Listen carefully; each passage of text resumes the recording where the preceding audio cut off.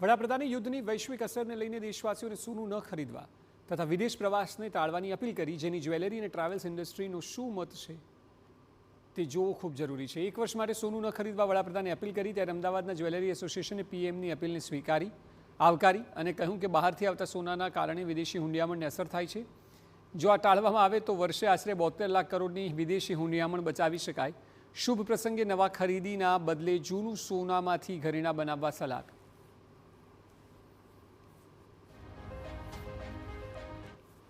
વિદેશી હુંડિયામણ જે સોનામાં અંદાજિત 72 લાખ કરોડ જેટલું વાર્ષિક બહાર જાય છે, તે બચતા દેશની અંદર ઉપયોગ થાય, તેમજ સાથે સાથે વર્ષોથી આપણે દ્વારા જે સોનાનો બચત સ્વરૂપે સંગ્રહ થયેલો છે, તે બચતને એક વર્ષ માટે જે નવા દાગીના આપણે સોની પાસે ઘડાવીએ છીએ, લઈએ છીએ અથવા તૈયાર દાગીના બાય કરીએ છીએ, તો તેની સામે તે જે ઘરમાં સોનું પડ્યું છે તે સોનાની અવેજીમાં આપણે મજૂરી ચૂકવી અને નવો દાગીનો બનાવી શકીએ છીએ।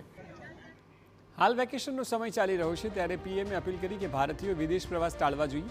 પીએમના અપીલને ટુરિઝમ ઇન્ડસ્ટ્રી પણ આવકારી અને કહ્યું કે તે 2023-24માં ભારતીયોનો વિદેશ પ્રવાસનો ખર્ચ 2,72,000 કરોડ હતો, જે 2025-26માં વધીને 3,50,000 કરોડ થયો।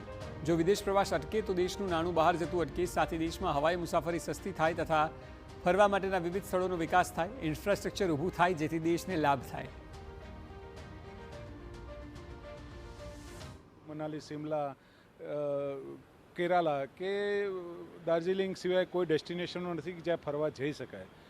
આપણા દેશની અંદર 15 કે 20થી વધારે ડેસ્ટિનેશનો ડેવલપ કરવામાં આવે, ઇન્ફ્રાસ્ટ્રક્ચર મજબૂત કરવામાં આવે, ટ્રાન્સપોર્ટેશન મજબૂત કરવામાં આવે તો 100% દેશનો પ્રવાસી દેશમાં પછી ફરી શકશે અને એની જે વિદેશ જવાની ગેલસા છે એ ક્યાંકના ક્યાંક સારું અને વિશેષ મેળવવાની અને શાંતિ માટે પણ લોકો જતા હોય છે। જે દેશમાં જ મળી જશે તો 100% પ્રવાસી ભારતમાં ફરતો થશે અને વિદેશી હુંડિયામણની બચત થશે। પીએમની અપીલને વિવિધ એસોસિએશન આવકારી રહ્યા છે, ત્યારે દેશવાસીઓ અપીલને કેવી રીતે આવકારે છે તે તો આગામી સમયમાં ખ્યાલ આવશે।